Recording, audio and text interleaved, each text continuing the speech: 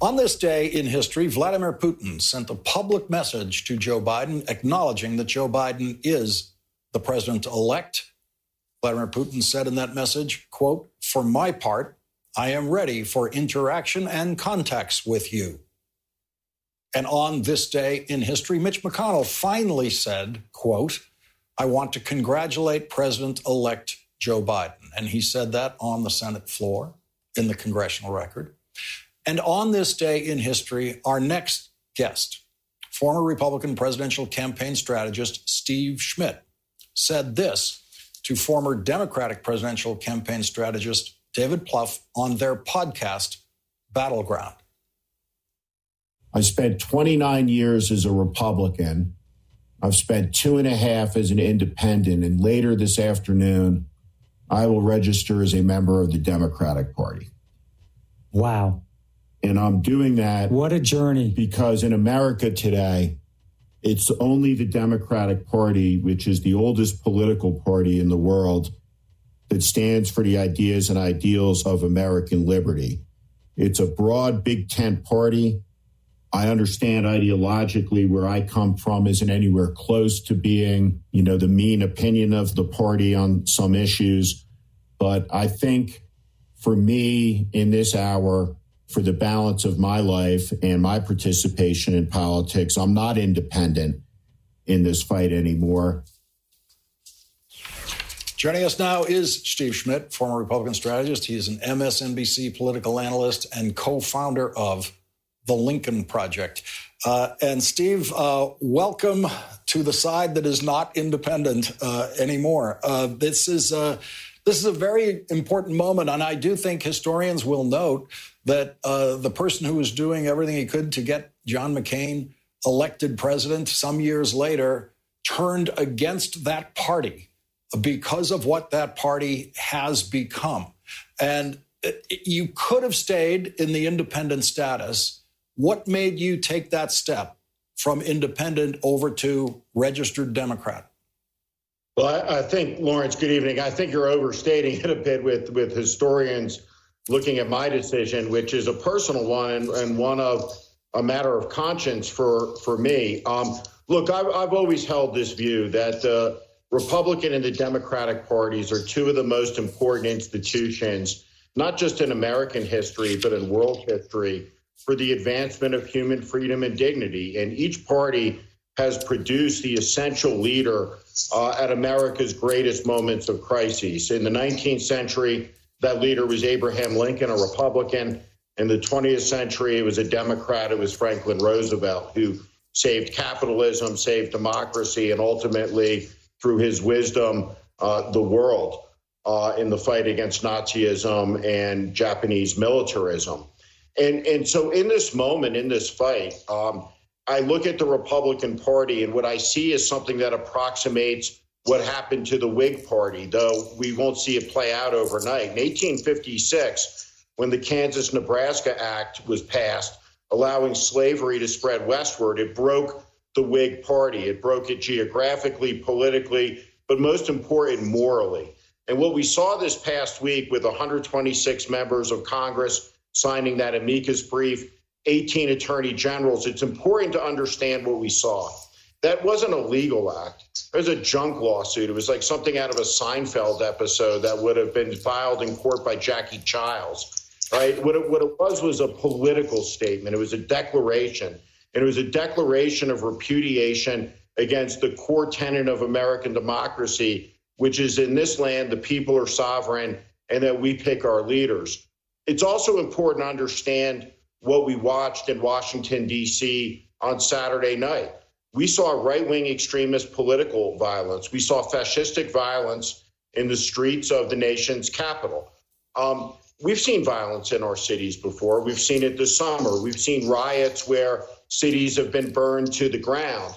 But the cause of that rage, which does that, as Martin Luther King observed, is from the fury of people who feel that they have nothing, taking it out on people that they feel like have something. That's not what this is. This is political violence incited by the President of the United States. And what I believe is, to the core of my being, for the rest of my life, we're in a fight now between an autocratic sensibility that's taken root in this country in 4 short years. And the leaders of the country are going to matter. And it's going to matter what party they come out of. The Republican Party, a majority of them voted for this autocratic moment. 90 of them that didn't. But, look, they're in a coalition of conservatives and autocrats, and that's bad for America. The party that's going to defend American liberty is the Democratic Party, and that's why I joined it. I'm a single-issue voter now. I believe in American democracy, full stop, and that's what's going to be on the ballot in every presidential election going forward. And our side can't afford to lose an election because it may be the last one. Steve, when you're a single issue voter and it's one party, you end up voting for people for whom you have some policy disagreements of varying sizes. I'm sure that happened to you during your life as a Republican, that you voted for some candidates with whom you had some policy differences. But a single issue voter voting on the Democratic side means you would vote for someone like Joe Manchin, for example, on the kind of moderate side of the Democratic Party, Bernie Sanders on the left side of the Democratic Party. And you don't have any qualms about trying to fine-tune that choice when it comes down to the word Democrat versus Republican on a ballot. Look, I think a lot of the issue debates we've been having, Lawrence, that they're stale in this country. They've been going on for 40 years, and they haven't changed a lot since the 1980s, and the world has changed dramatically. My politics has evolved in many ways, but look, I was always a moderate Republican. I gave a speech in favor of gay marriage in 2009. I'm a New Jersey moderate. But look, at the end of the day, the mature view of politics, and I like to think I have one, is this: it's coalition politics. What I believe in, above all things, is that I want my children to grow up in the world's greatest democratic republic. I want them to grow up in a free country. I want them to grow up in a country where their birthright is preserved.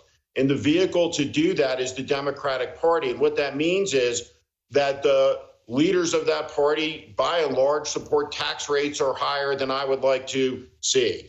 They may support more regulation than I would like to see. If you were to do an ideological survey of the Democratic Party, look, I'm a conservative Democrat, I guess, in the constellation. But again, the issue that matters for me is democracy. And what we've seen over the course of November is an American tragedy and a travesty. We saw the deliberate, intentional, premeditated poisoning of American democracy, the poisoning of faith and belief in the legitimacy of the system by the national leaders who are supposed to preserve it and protect it.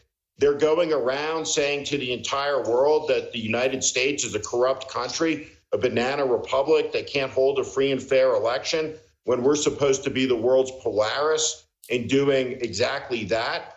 And in the end, when you think about all the inventions that have ever been made in this country, from computers and telephones and iPhones and ships that landed on the moon, vaccines, automobiles, assembly lines, the greatest export this country has ever produced is the peaceful transition of power, the idea of a representative democracy where the people are sovereign.